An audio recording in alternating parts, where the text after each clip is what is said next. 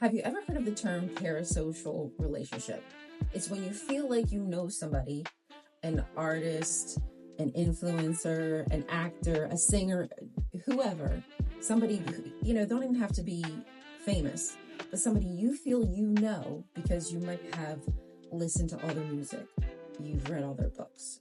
Maybe you've read all their blogs. You saw all their music video, watched all their movies, what have you. You've grown so familiar with this person because you've absorbed everything that you could that has ever been put out about them.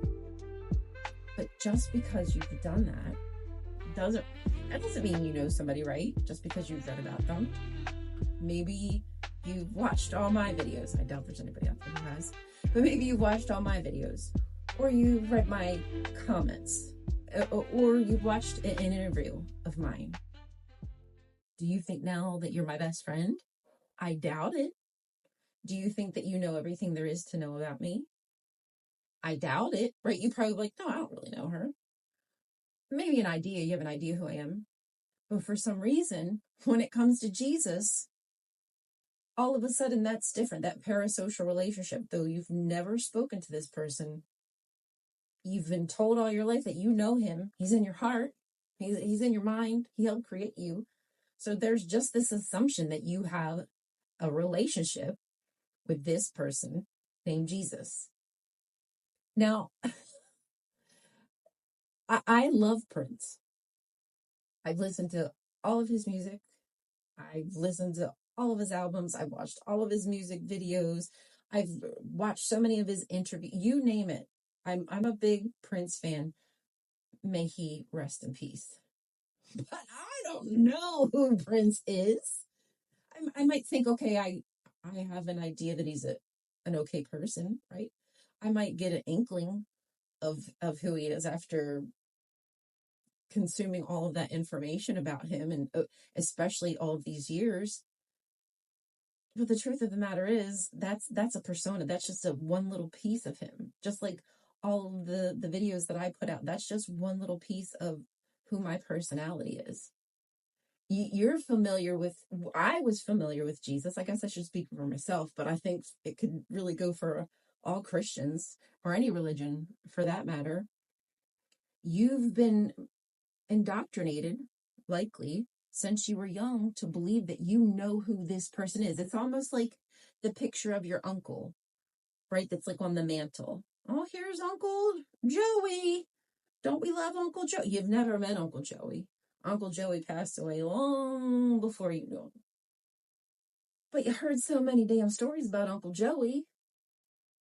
You feel as if he could be your best friend, but it's just not the case. Nobody really knows who this character Jesus was. First off, we don't even know that he existed. Second off, we're not even sure that the guy Paul, who gave us most of allegedly what we know of Jesus, if he existed, that all could have too been made up. So what can we really garner from a person who allegedly lived back in the first century? This is all a parasocial relationship.